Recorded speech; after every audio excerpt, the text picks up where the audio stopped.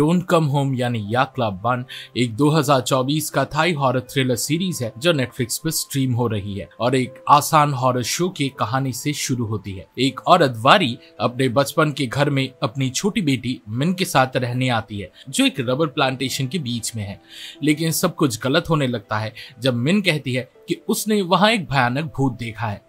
लेकिन सीरीज यहां से कुछ अलग ही दिशा में बढ़ जाती है और आधे रास्ते तक आते आते एक साइंस फिक्शन मिस्ट्री बन जाती है। बड़ी बातों के बावजूद डोंट कम होम को अच्छे से एग्जीक्यूट किया गया है जो इसे एक मजेदार और एंटरटेनिंग शो बनाता है। तो चलिए देख लेते हैं शो में क्या होता है। ऐसे ही दूसरे वीडियोस देखने के लिए और हमसे जुड़े रहने के लिए चैनल को सब्सक्राइब कीजिए और वीडियो को लाइक और शेयर करना ना भूले। Thank you. और एक ह्यूज स्पॉइलर वार्निंग के साथ let's move on. Don't come home का शुरुआत एक क्रीपी सीन से होता है जहां एक छोटी लड़की तूफान की रात में सोते टाइम स्ट्रगल कर रही होती है क्योंकि वो अपने घर से बहुत दूर है। बिजली और कमरे की पुरानी दीवारें उसे और भी डरा देती है और तभी उसके बिस्तर के पास एक लाल आंखों वाला भूत खड़ा होता है। वो घबराए हुए अपनी माँ को पुकारती है लेकिन उसे बचाने के पहले ही कमरे का बिस्तर और सारी फर्नीचर हवा में उड़ने लगती है। कमरे का दरवाजा जोर से बंद हो जाता है और लड़की वहां कैद हो जाती है। इस घटना के कुछ दिन पहले हम वारी से मिलते हैं जो अपनी लग्जरी गाड़ी में बैंकॉक से मीलों दूर अपनी 5 साल की बेटी मिन के साथ कहीं जा रही होती है।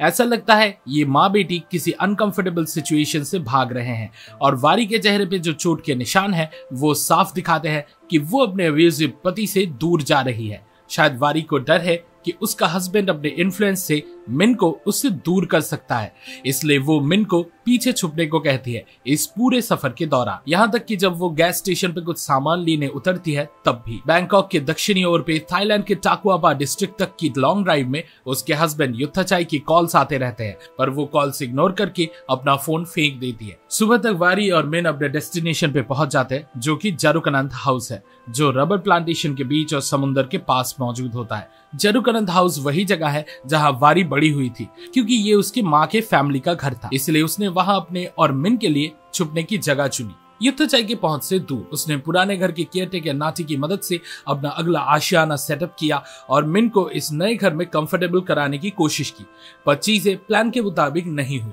कुछ दिन बीतने पर मिन को उस घर से डर लगने लगता है और वो कहती है कि उसने एक अजीब सा भूत देखा है वहां घूमते हुए। वारी को इनिशियली सुपरनैचुरल घटनाओं पर विश्वास नहीं होता लेकिन एक रात वो मिन के चीखने की आवाजें सुनती है और उसके कमरे की तरफ दौड़ती है जो ऊपर के फ्लोर पर है।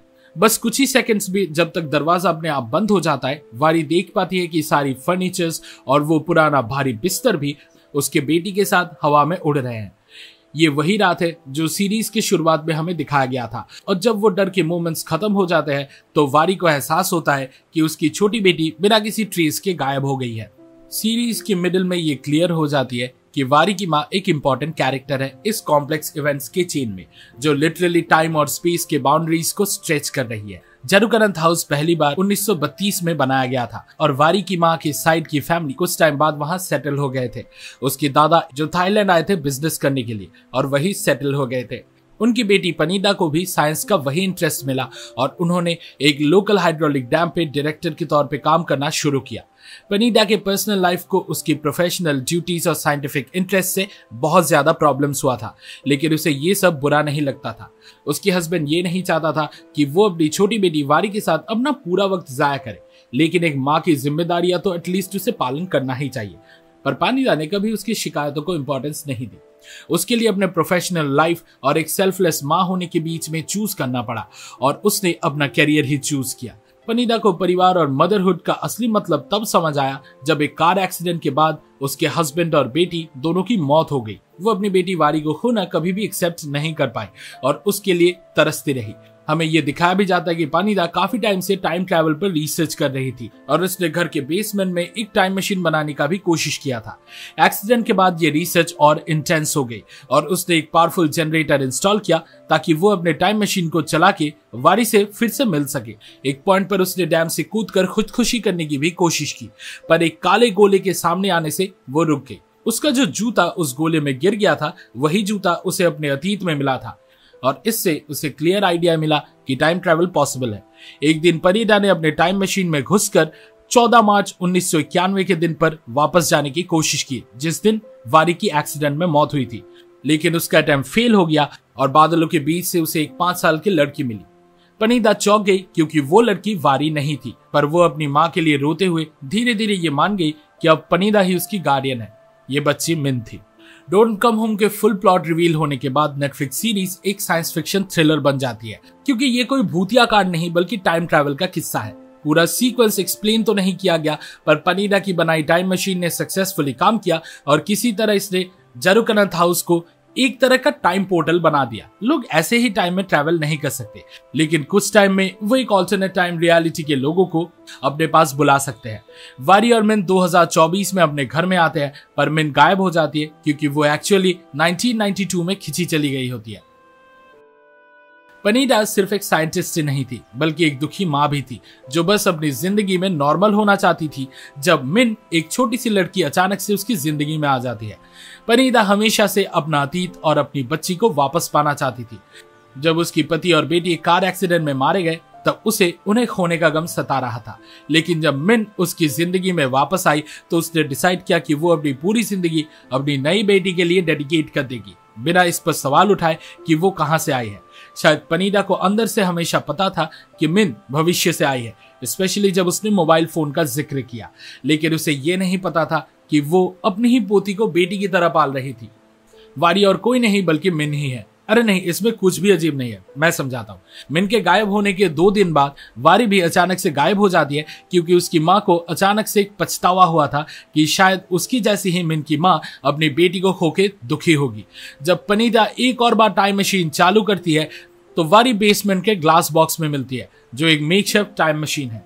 पनीदा को समझ आ जाता है कि मिन वारी की बेटी है, लेकिन वो अपना डिसीजन ले चुकी होती है कि वो उस बच्ची को अपनी बेटी की तरह ही पालेगी, चाहे उसके लिए किसी को मारना ही क्यों ना पड़े। बड़ी वारी अपनी माँ को ये समझाने की पूरी कोशिश करती है कि वो असल में उसकी बेटी है, लेकिन पनीदा उसकी बात नहीं मानती। अपने गम में पागल पनीदा वारी को बेसमेंट में बंद रखती है और अपने घर के नौकर नाची को उसका ध्यान रखने के लिए कह देती है। लेकिन वारी किसी तरह ग्लास बॉक्स से निकल आती है और नाची को कांच के टुकड़े से अटैक कर देती है, क्योंकि वो अपनी बेटी के पास पहुंचने के लिए कुछ भी कर सकती है। तो अब हमें समझ में आया नाची का एक आंख खराब क्यों है। उसे तब समझ आया कि ये आदमी ही उसका नाची चाचा है। वारी चाइल्डहुड ट्रॉमा की वजह से काफी कुछ भूल गई है, तो अब वो ये नहीं जानती कि वो एक वक्त पे मिन थी और उसकी नानी पनीदा ने उसका नाम वारी रखा था अपनी पहली बेटी की याद में, ताकि वो उसे अपनी बेटी के तौर पर बड़ा कर सके। वारी नाची का बंदूक ले लेती है, जो एक्चुअली उसके ही हस्बैंड का है, और वो पनीदा को धमकाती है कि वो उस पर गोली चला देगी, चाहे वो उसकी माँ ही क्यों ना हो। लेकिन पनीदा उसकी बात नहीं मानती और मिन को उसके हवाले करने से इनकार कर देती है। आखिर में पनीदा अपनी ही बेटी का गला दबाकर उसे रेलिंग से नीचे गिरा देती है। वारी मरते वक्त जोर से नीचे गिरती है और उसके ऊपर रूम का बड़ा सा शैंडिलियर गिर जाता है। उसका चेहरा जलकर खराब हो जाता है, जिससे फ्यूचर में कोई भी उसे पहचान नहीं पाते। सीरीज की शुरू में हम उसे एक बार उसी जगह पर ऊपर देखते हुए देखते हैं। शायद उसे मिन के यानी अपने बचपन के पॉइंट ऑफ व्यू से ये घटना याद था। जैसे जैसे वारी बड़ी होती है, पनीदा को यह एहसास होता है कि उसकी बेटी हमेशा से ही सच बोल रही थी। अपने ही बच्चे को मारने का ट्रॉमा उसका दिमाग खराब कर देता है और वो धीरे धीरे अपनी मेंटल हेल्थ खो देती है। तब हमें इस शो का टाइटल का असली मतलब समझ आता है, क्योंकि पनीदा अपनी मौत से पहले अपनी बेटी वारी को कहती है कि डोंट कम होम। बेचारी वारी समझ नहीं पाती कि उसकी माँ ये क्यों कह रही थी। अगर वो उसके मकसद को समझ पाती तो वो अपनी जान बचा सकती थी, लेकिन ऐसा नहीं होता। सच कहे तो शायद वारी अपनी बेटी के बिना जी नहीं पाती। पनीदा के मरने के बाद हम वारी की लाइफ का एक मोन्टाज देखते हैं फ्यूचर में, जब वो अपने हस्बैंड से मिलती है और वो उससे शादी के बाद अब्यूज करना शुरू कर देता है। तो वारी के पास सिर्फ अपनी माँ के घर लौटने का रास्ता ही बचा रहता है, क्योंकि ये एकमात्र ऐसी जगह है जहां उसका हस्बैंड उसे ढूंढ नहीं सकता।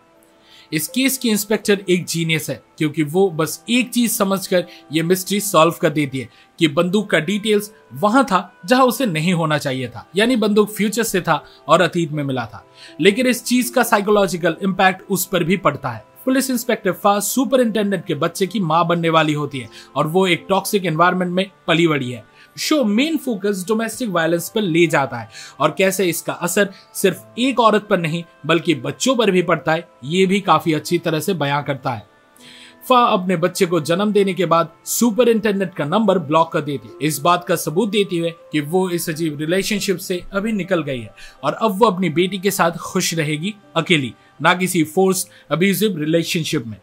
शो ये भी दिखाता है कि कैसे पुलिस फोर्स में भी टॉक्सिक मैस्कुलिनिटी भरी हुई है, क्योंकि फा के पापा, वारी का हस्बैंड और सुपरिंटेंडेंट सब पुलिस में हैं और अब्यूजिव भी हैं। पूरे शो को देखने के बाद लगता है कि मिन युत्ताचाई की ही बेटी है और वो बस फा से झूठ बोलता है क्योंकि वो उसका मजाक उड़ाना चाहता है। युत्ताचाई और सुपरिंटेंडेंट के बीच दोस्ती है, हो सकता है इसीलिए फा वारी के साथ रिलेट कर जाती है, लेकिन हाँ, मिन युत्ताचाई की ही बेटी है और वो वारी को ठेस पहुंचाने के लिए इस बात से बार बार मुकरता रहता है। डोंट कम होम एक परफेक्टली रैप्ड अप और कंप्लीट लिमिटेड सीरीज है, तो सीजन 2 का कोई चांस अभी के लिए नहीं लगता। अनीता ने टाइम मशीन भी डिस्ट्रॉय कर दी थी ताकि कोई वारी को उसके पास से छीन ना सके। असल में ये शो बस एक सिंपल ट्रूथ के बारे में है कि ट्रॉमा बहुत ही डेंजरस हो सकता है और एक माँ के लिए अपने बच्चों को खोना सबसे बड़ा ट्रॉमा है।